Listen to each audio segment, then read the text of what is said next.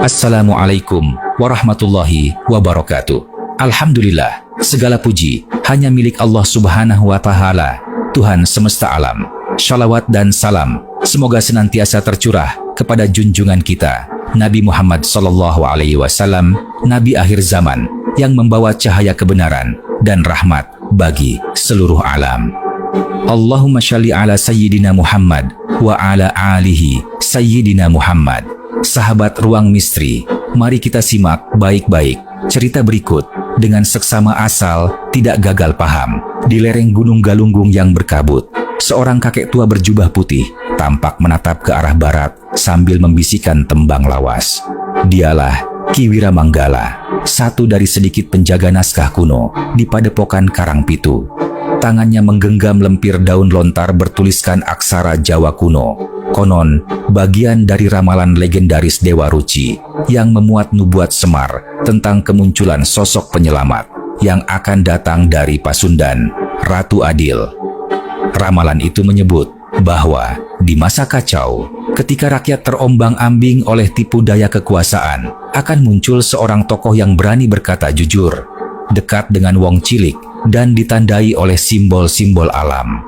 Sosok itu disebutkan akan memiliki mata elang, tangan welas asih, dan lidah waringin. Beberapa hari belakangan, jagat maya dan para pengkaji budaya geger. Sebuah cuplikan video memperlihatkan Kang Deddy Mulyadi, mantan Bupati Purwakarta dan tokoh Sunda yang dikenal dengan gaya belusukannya, sedang memberi wejangan di sebuah desa terpencil.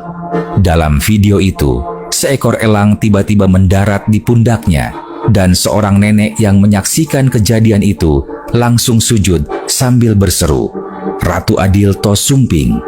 Spekulasi pun meluas. Seorang budayawan dari Universitas Padjadjaran, Profesor Rukmana, menyatakan bahwa fenomena ini bukan sekadar kebetulan. Simbol-simbol dalam ramalan Semar sangat cocok. Deddy Mulyadi punya darah leluhur dari garis Ki Sundasari, dan dia satu-satunya tokoh yang diterima oleh masyarakat adat dan modern secara bersamaan, ujarnya dalam sebuah wawancara. Namun, tidak semua pihak setuju. Para skeptis menuding ini bagian dari pencitraan politik menjelang pemilu. Beberapa bahkan menuduh rekayasa spiritual sedang dimainkan. Tapi, semakin ditekan, aura misterius di sekitar Kang Deddy justru makin menguat. Ia menghindari pembicaraan soal Ratu Adil, namun sering terlihat melamun di bawah pohon waringin sambil menulis catatan pribadi di buku tua berbahasa Sunda kuno. Tak hanya itu, laporan dari penjuru Nusantara menyebut adanya gerakan bawah tanah yang menyebut diri mereka Paguyuban Waringin Sakti, yang menyebarkan pesan-pesan moral berbasis ajaran leluhur dan menyatakan bahwa sang pemegang kunci sudah muncul. Malam itu, langit Jawa Barat memerah dan angin menghembus dari utara dengan aroma kemenyan dan tanah basah.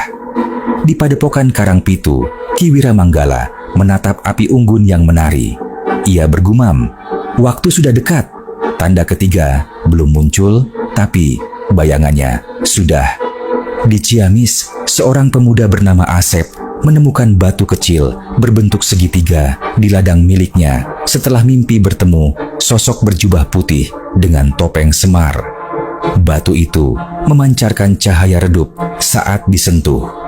Anehnya, sehari setelah penemuan itu, sawah Asep yang sebelumnya tandus mulai menghijau lebat meski belum masuk musim tanam.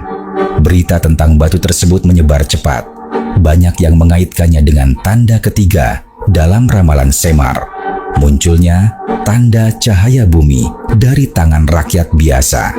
Batu itu kemudian diamankan oleh sekelompok orang berpakaian hitam-hitam yang mengaku sebagai Jagabaya Galuh.